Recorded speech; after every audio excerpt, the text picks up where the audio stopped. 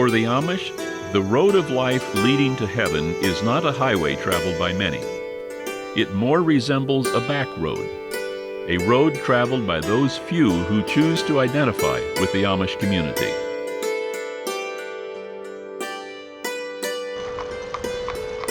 The back road of Amish life meanders through the countryside, turning and twisting,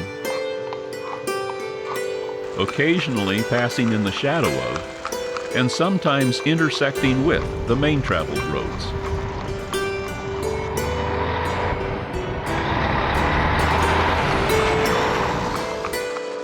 Then it veers once again into the rural landscape.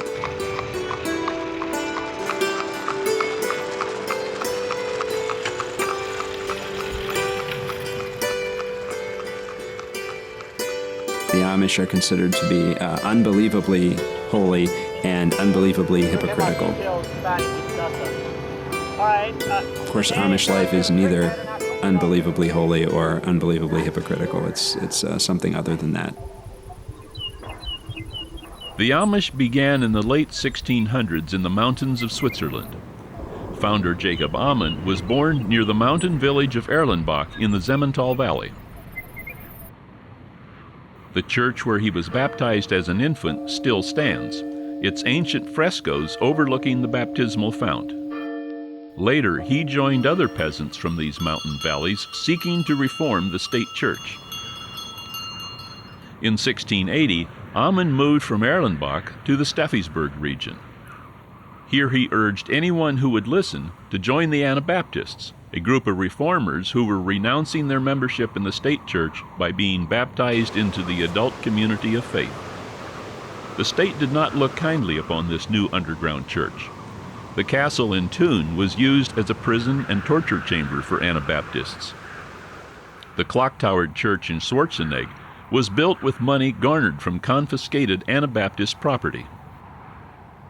In 1693, Jacob Amann led a split with the Anabaptist Swiss brethren over issues of church discipline. His followers came to be called Amish. Although there are no Amish left in Europe, the French city of Sainte-Marie-aux-Mines commemorates the founding of the Amish faith in its area with an annual exhibition featuring quilts created by Amish artisans. A museum interprets Amish beginnings to the curious.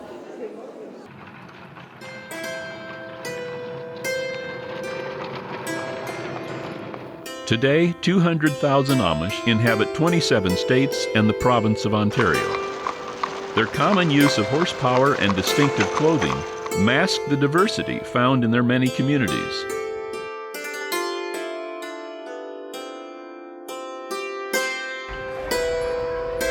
Documenting their life requires working near the edges of boundaries set by the Amish. Historically, the Amish have objected to photographs because the photograph really calls attention to the individual.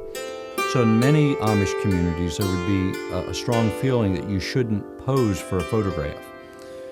Some of them will let you take a photograph from a distance, or if they know the photograph's being taken, they're okay, but it would be a violation of a moral standard to consent to have their photograph or to appear directly face on the camera. For the Amish, carefully proscribed boundaries keep the spiritual community together and the world at bay. Happiness is not defined by individual explorations, rather a deep sense of well-being while living among close family and friends brings a lifetime of fulfillment and contentment. The community is organized around a church district, what we might call a congregation, but this is a physical, geographical area. If you don't like your local bishop, you can't get in your horse and buggy and drive down the road to a more lenient bishop. But you worship with the 25 or 35 families that live close to you, that they are the ones that constitute your church district. Every other Sunday, congregations gather in homes for fellowship and worship. Hosting the congregation requires preparations that involve the entire family. It takes a couple weeks to clean up and all, but it's not like, boom, it's here tomorrow. You have a couple weeks to work on it. A fellowship meal for more than 100 people involves careful planning. For lunch, we have meat, jam, bread, and peanut butter and schmiakis, and most times apple pie or snitz pie. I take care of the pies. It takes about 20 loaves of bread. To accommodate the worshipers, the family clears a large space in their home or sometimes in the barn. Benches used for the service arrive in a special wagon.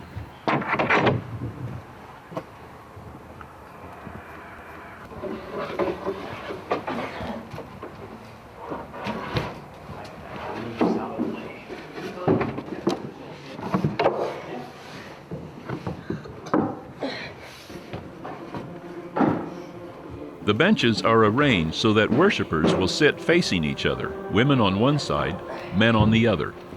Ministers stand in the center. Chairs are reserved for ministers and guests. An Amishman describes the service. The men would gather in a separate place. You know, they would put away their horses. Soon after 8 o'clock, the ministers will go inside and they'll greet the women with a handshake, and then they'll take their seat. And then later the men will come in. Usually the oldest ones would take the lead, and then followed by the visitors, and then in descending ages when the rest of them file in. And then after they're all seated, the young boys and girls would also come in and take their seats. Hymns are selected from the Ausbund, the oldest Protestant hymn book in continuous use. After they're started with the hymns, the ministers will file away into another room to have their council session, and they'll select the speakers for the day. The first minister, he would then make his opening sermon at that time, and that usually lasts from 15 to 25 minutes. And then the deacon reads the text. Then the second minister preaches the main sermon. Auf die Erde und hat alle Sachen da gemacht, das hat, wie es gewusst wurde. Sagt, welcher keinen Sinn getan hat, auch kein Betrug in seinen Mund erfunden. And then the closing hymn is sung, and that's usually around between 11 and 11:30. Amish life is regulated by the Ordnung. It's just basically a guideline that the community can follow together to promote unities. The Ordnung prescribes what is expected of an Amish person, how they would trim their hair. For men, that they would wear a beard but not a mustache. It would prescribe the appropriate dress for women, and it would also proscribe certain things that they shouldn't do, such as having a television or having an automobile. It's verbal. There is no written ordning. The point of that is so that it doesn't become scripture. Children learn it by growing up inside the community. The Amish live in a supernatural world, and they believe that God is active around them. There is a religious canopy over all of Amish life that provides a focus and a direction and meaning and interpretation for what they are doing. Very early, a child becomes conscious of its Amish identity. By school age, the child enters a unique educational experience that prepares it for life in the Amish community. Amish youth attended public schools until small rural schools were consolidated in the 1950s and 60s. Since then, Amish in many communities created their own 1- and 2-room schools to reflect their beliefs and values. Formal schooling ends with the 8th grade.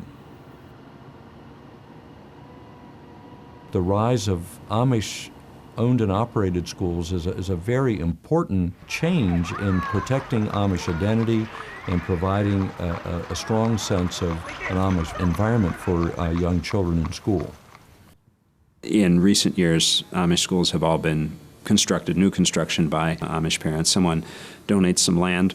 A school board is formed, usually comprised of 3 fathers of children who will be in the school. They get together a committee to build the school, and then the school board manages it thereafter. They hire the teachers, they help to set up the rules and regulations. There may be a total of 25 to 30 pupils. The education tends to be very practical.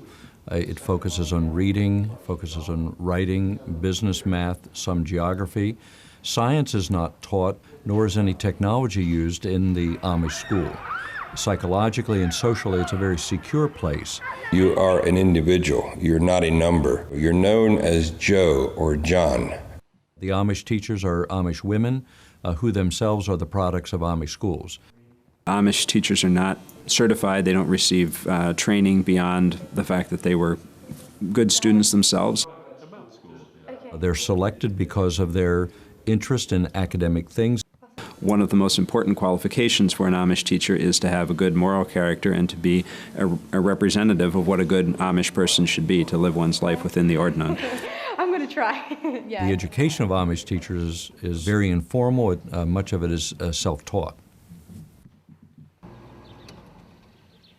Amish education extends beyond the classroom.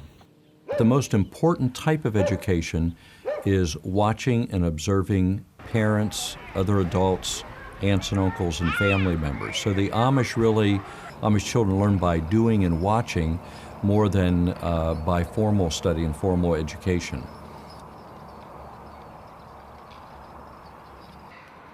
Amish children are taught to be obedient, to respect their elders, to speak when spoken to work hard, to be responsible.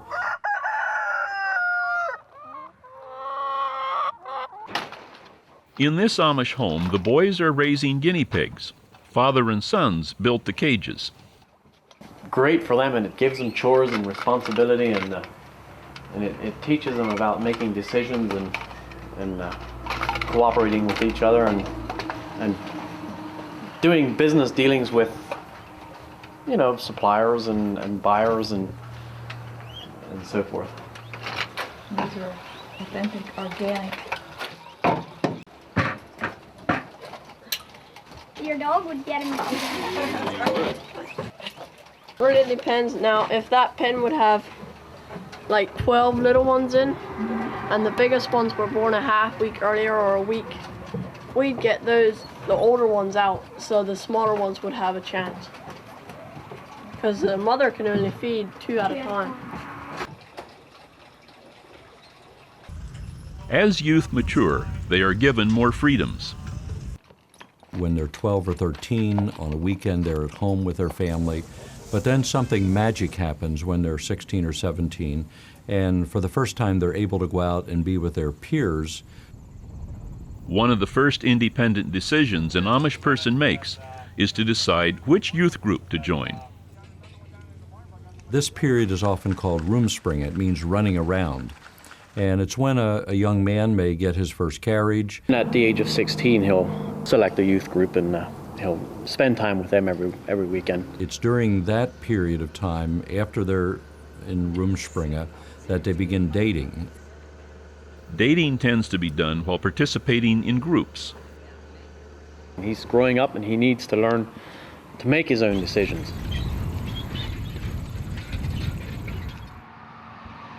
The Amish household operates without electricity. If an Amish family purchases a house with electrical wiring, the connection to the power lines will be severed. The house is laid out with large open areas, friendly for entertaining groups of visitors. Large tables can be extended to accommodate feasts with family and friends. Powered conveniences are few. When allowed for domestic activities, they are powered by air rather than electricity. Light is supplied by gas lamps.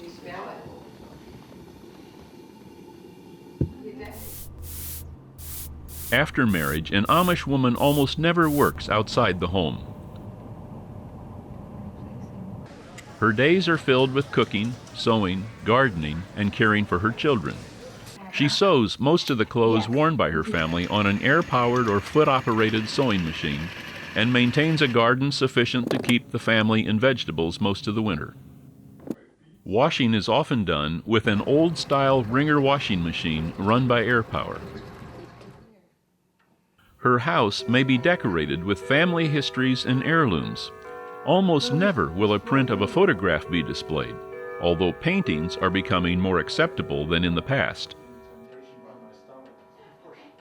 The Amish are partial to wood furniture and use it extensively throughout the house.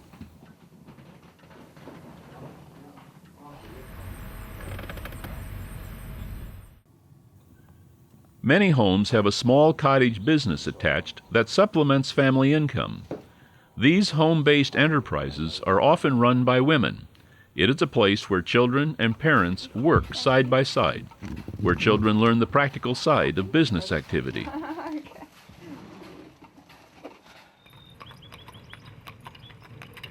The horse is central to Old Order Amish identity.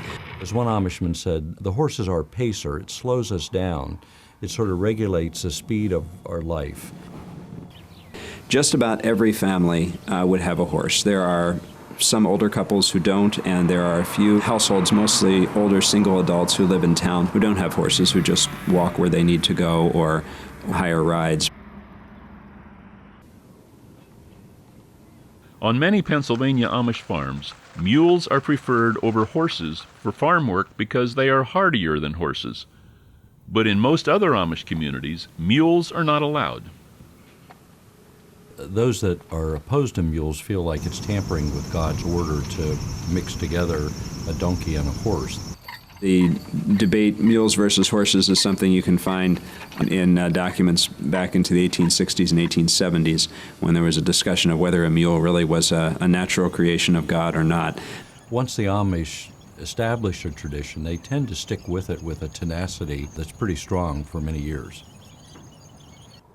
There are some Amish people who use tractors in farming, not many, but some. When tractors are allowed, they are usually used to run stationary equipment and not used for field work. In this way, they are used for functions once performed by steam engines. Steel wheels ensure that the tractors are not used on roads for transportation.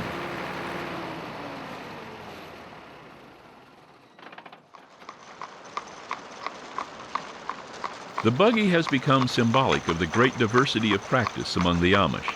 In Lancaster, Pennsylvania, Amish buggies are gray, so the Amish buggies you see on the road are gray. And in the Midwest, they're black. In Mifflin County, Pennsylvania, among other colors, buggies may be white or yellow. The more conservative groups have old-fashioned lanterns on the buggy. The more advanced are going to have an LED light. They'll have strobe lights warning as flashers at the top. A variety of interesting lights at the back if it's a young person's carriage. Buggy building, a craft that has been preserved by the Amish community, has changed with the introduction of new materials. I guess we work a little faster than some people in this. Once built entirely of wood, the buggy this father and son team has introduced is made of fiberglass.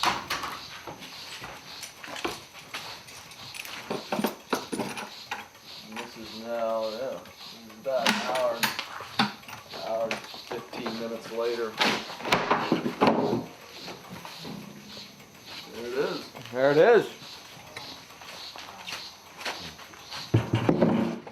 From here, the shell of the buggy goes to another Amish shop where it is assembled, painted, and upholstered. While here in Lancaster County, Pennsylvania, the buggy itself is always black with a gray top, the upholstery options are extensive. With different types of material or different.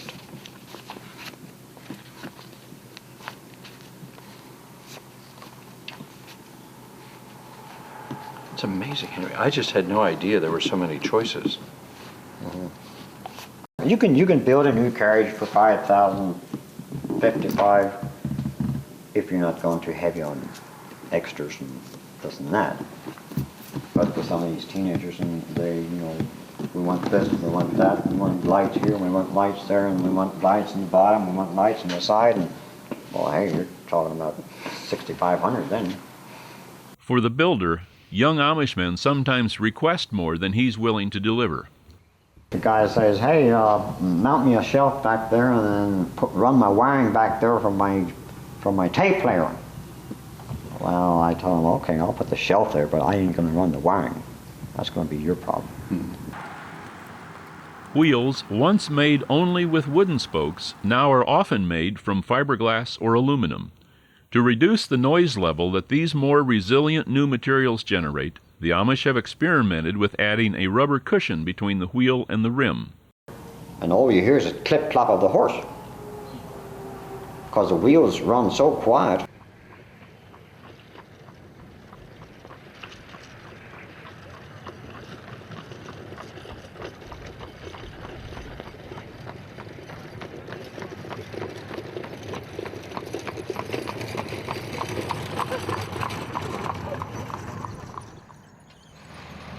The Amish are a rural people. There are no urban Amish.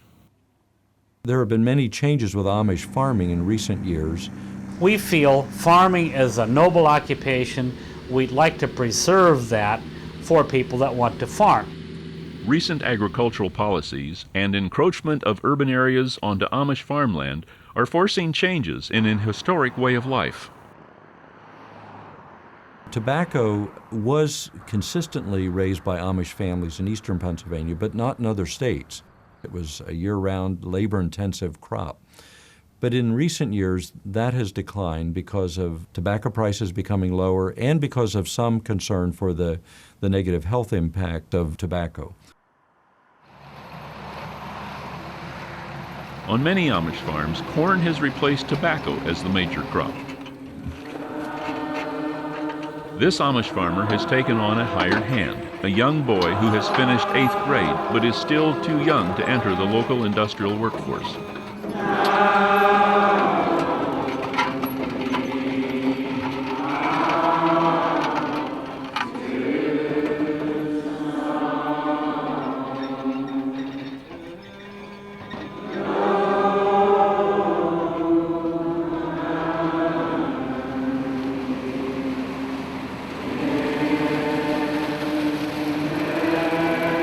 Most Amish today use 1 or 2 row machinery to harvest their corn.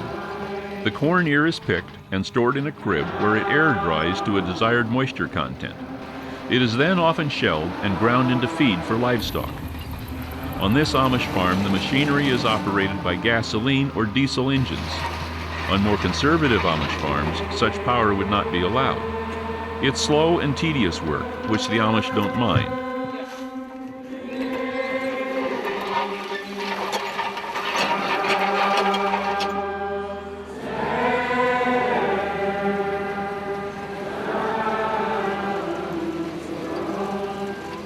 They are not preoccupied with escaping hard work. Rather, they find meaning and fulfillment in work well done. The Amish see farming with horses as more earth-friendly than using a tractor to till the soil or harvest their crops. Even for those Amish using gasoline or diesel engines to supplement their horsepower, the amount of petroleum used is minuscule compared to most contemporary farming operations.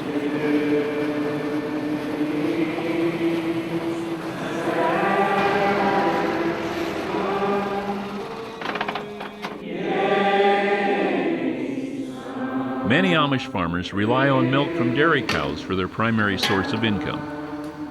It also provides daily work rituals for the entire family. Here, children learn early to care for animals and to be responsible with their work assignments.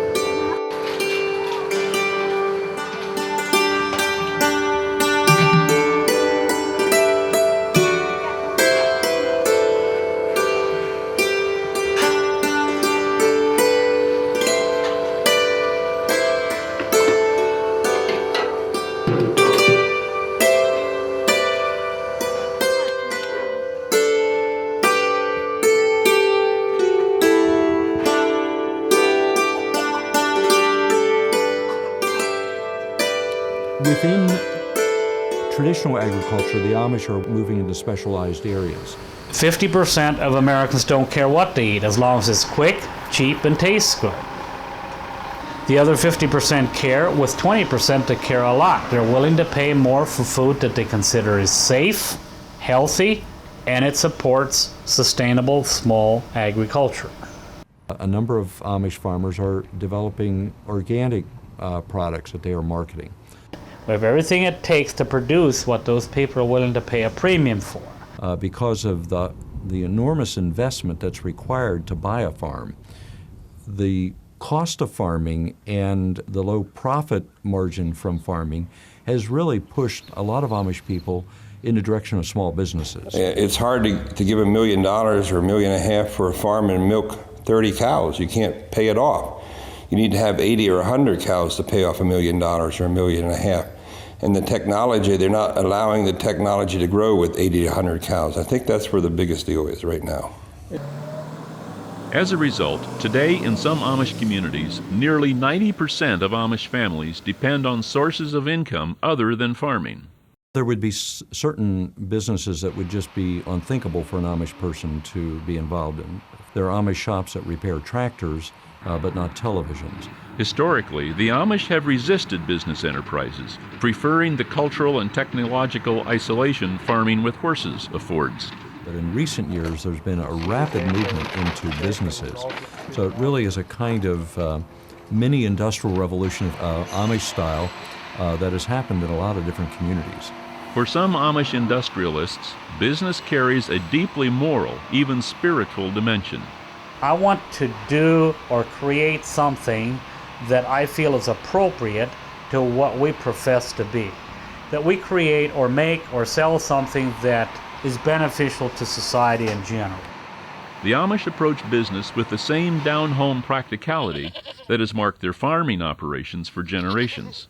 Oh, they would decide they want to be whatever they want to be and open the door and start business. They don't have any formal education. It just kind of seems that everybody knows what they want to be, or maybe they grew up in that environment, and most of them are successful. Some of them have it easier than other ones.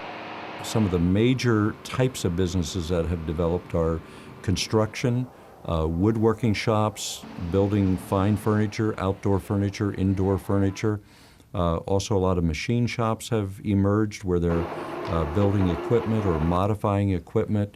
In addition to that, a variety of construction-related trades like plumbing, roofing, drywalling. Most Amish businesses are labor-intensive, requiring small amounts of capital. When money is needed, they look to local banks. The banks usually are pretty anxious to give it to them because they're known to be to pay all their debts, no matter what. So the banks say, you want money, you got it. But a few Amish businesses have grown into multi-million-dollar operations. Maybe 40% of what we produce goes into the non-Amish community. Most of the things that we make are made for horses. The draft horse industry has grown steadily the 27 years that we've been in business outside the Amish community, and it still is. So that has grown something beyond our control. Part of this rapid growth in business is driven by the Amish loosening some prohibitions on technology. This has led to a curious blend of products. Here near New Holland, Pennsylvania, a harness shop has become internationally known for its field as well as show harness. The showroom is filled with harness and related products. Besides local Amish, shoppers often include horse enthusiasts from a number of European countries. You punch a hole, your needle comes up, grabs the thread, and pulls it down. That makes your stitch. That's why it's called a union lock stitch. The owner of this Pennsylvania machine shop has invented a new way to hook horses and mules to equipment. Normally, if one horse decides not to pull, it can take a rest at the expense of the others. With this new invention, horses are tethered together with a system of ropes and pulleys in a way that requires all to pull the same load. Also, the animals can be hitched in configurations that allow equipment to be hooked off-center while still having all animals pull equal weight. But this shop also manufactures hydraulic manifolds, both for equipment they retrofit with oil-powered lifts and for other commercial non-Amish manufacturers. The acceptance by some Amish of hydraulic power is bringing changes to Amish agriculture. By reducing handwork, an Amish farmer can farm more acres without hiring extra help, thereby making farming more profitable. Amish mechanics creatively adapt modern machinery so it can be pulled by horses. Equipment designed to be powered by tractors is often retrofitted with a gasoline engine for horse-drawn use. Pressurized oil systems, some run by these gasoline engines and some run by a cam on a wheel, are added to take advantage of the hydraulic systems built into such modern equipment.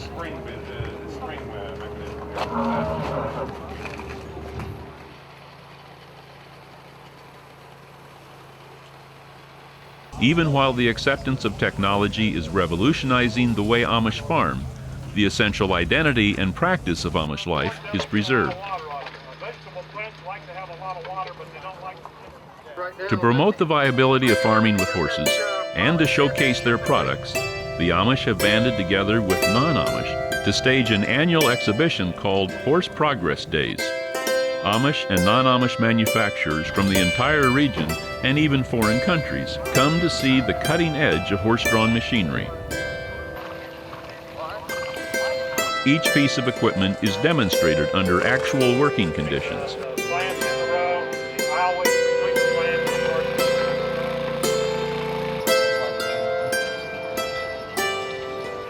It becomes an outing for entire Amish families. When speaking among themselves, the Amish use an oral German dialect known as Pennsylvania Dutch. Besides also being fluent in English, most will read and speak some High German. Use of the dialect distances the Amish from the cultural mainstream. It's a language they've kept alive for the nearly 300 years that they have been in North America. It is used in public, private, and even business settings.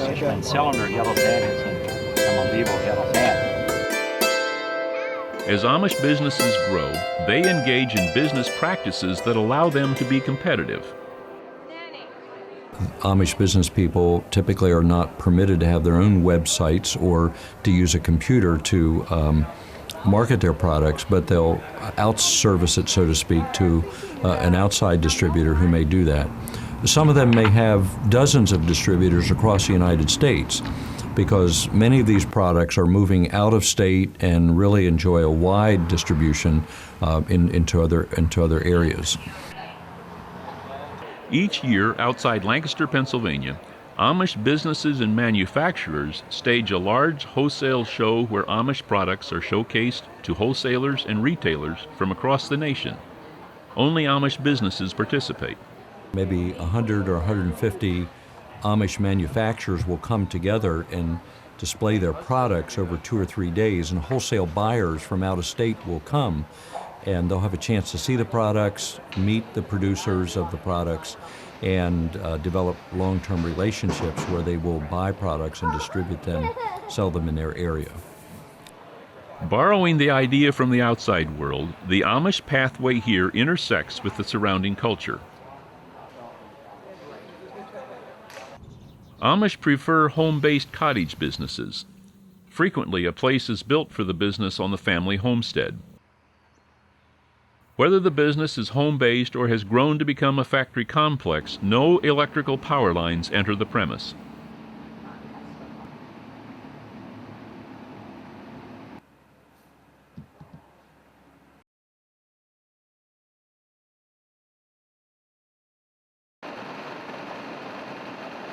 Once rare, the diesel engine now finds a place on many Amish farms and in nearly every Amish business. It drives an oil pump or an air compressor, and often both.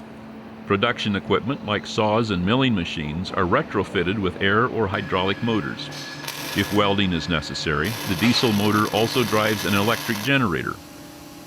Even sophisticated production equipment, modified to run on a combination of oil, air, and battery power, finds its way into some Amish shops.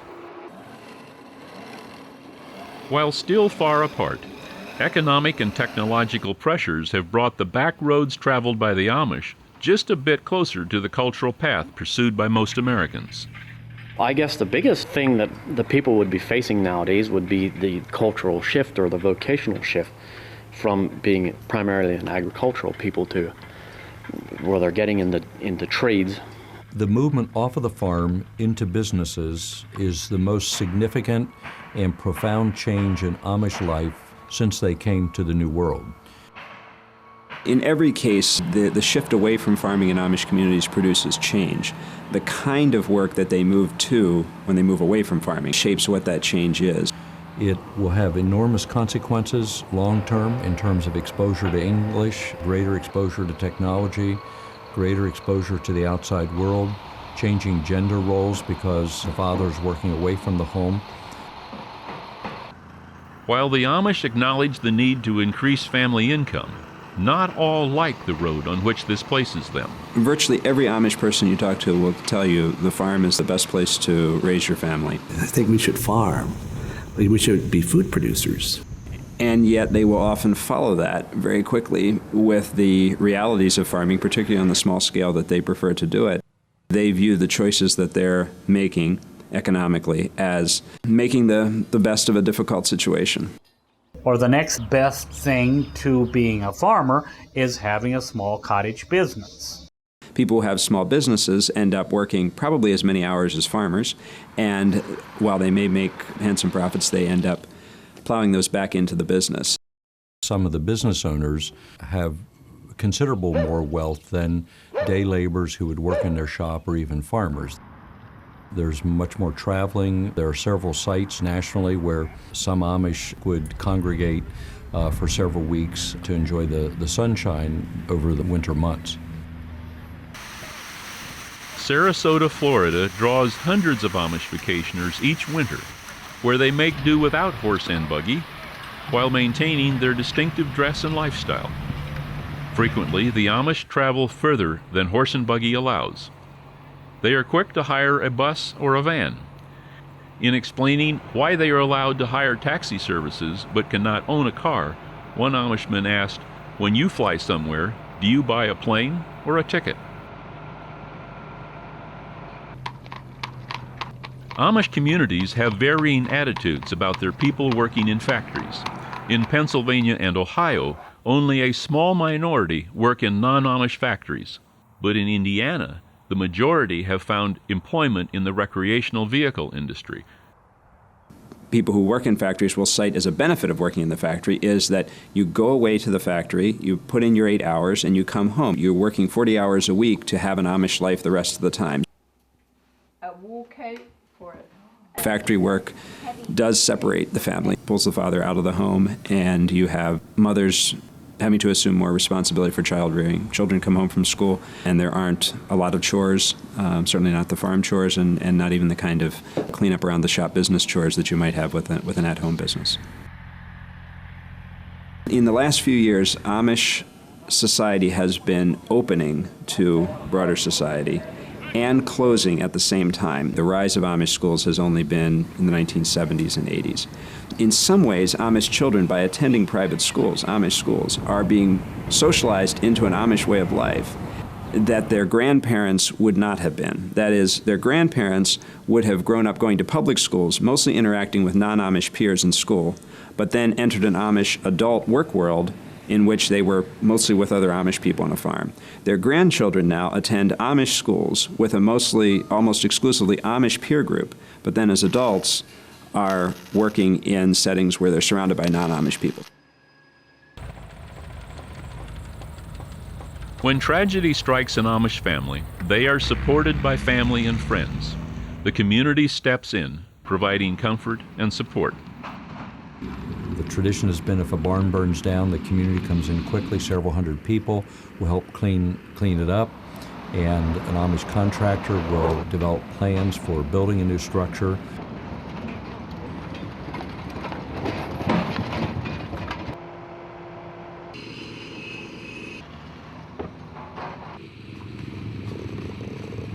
It's highly orchestrated. From the outside, you wouldn't quite know who the foreman is, but there's clearly a foreman in charge that's giving directions.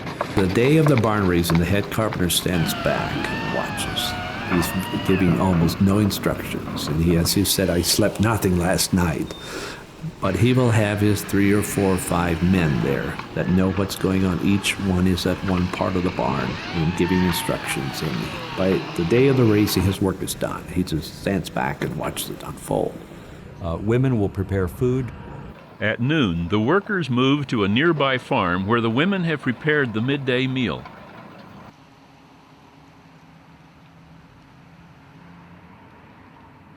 It really becomes a frolic, a work frolic, where there's a lot of work, but there's a lot of enjoyment and friendship and festivities and just a communal experience that symbolizes the social capital and the collective sense of care that's in the Amish experience. Morning. Hey, I have a quick question. In the past, the Amish have been known for their post and beam construction. I see a lot of these things are going up now with balloon construction. What's the advantage, disadvantage? Usually the post and beam, they farm tobacco. Still, the guys that are good, heavy tobacco farmers want the post and beam. This guy is not a tobacco farmer that owns the farm, and he wants open space with no posts in the way. That's the reason to go with it. Yeah, that's the only reason. Well, that makes sense. Yeah. You just wanted to clear span. Yeah, it's not much cheaper. Not much cheaper. No, but it's just Does it go up slower? quicker? No, not much different. It's just different people's options. Thank you. Don't want to interrupt you. Appreciate that. Just one got one idea and another guy got another idea. Okay. The barn raising is perhaps the most visible symbol of the Amish love for community. Amish never live in isolation. Always there are close neighbors who make up the community of faith. Caring deeply for each other, they cut a swath of peace and tranquility in the larger cultural maelstrom. Avoiding fast-paced lives devoid of meaning, the Amish have been able to pace life at a sensible rate while maintaining a sense of belonging. They find their deepest meaning in relationships within their community. Love of God and love of their community provides the touchstone for everything else in life. By joining the community of faith and submitting to the ordinance of the church, the individual signals a willingness to travel a communal path to heaven, a path that is a radical departure from the road most North Americans travel in their search for meaning and wholeness.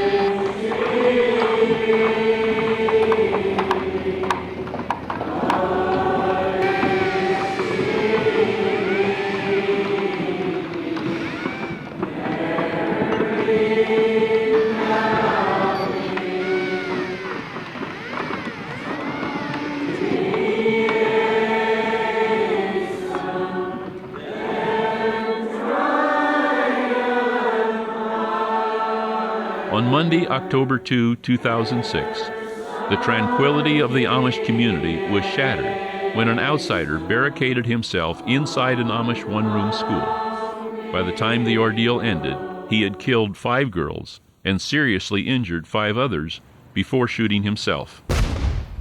World attention focused on the tragedy. The Amish community surrounded the grieving families with love and support. Before the sun set on that awful day, the Amish extended forgiveness to the family of the killer. They backed up their words by acts. They attended the burial of the man who had taken the lives of their daughters and contributed money to care for his widow and children. The story of forgiveness quickly became international news, eclipsing the story of the shooting itself. The funeral procession passed sadly before the cameras and lights.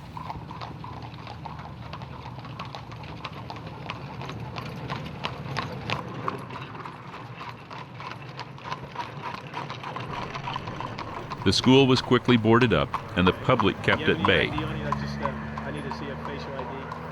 A week later, before daybreak, heavy equipment demolished the school so that it would not become an attraction to visitors and be a constant reminder to the families whose loved ones died there.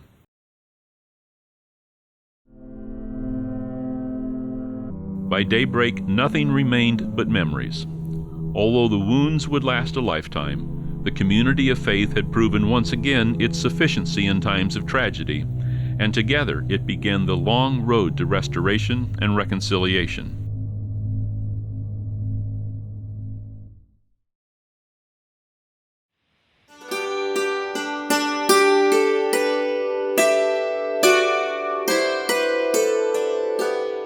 Broad is the road that leads to destruction, but narrow the road that leads to life, and only a few find it. It's a belief by which the Amish order their lives. By choosing the narrow road in this life, they are assured of a place in heaven for eternity. They don't expect many others to follow their example. In fact, they freely say that other roads also lead to heaven. Theirs may not even be the best way, but it is, they say, our way.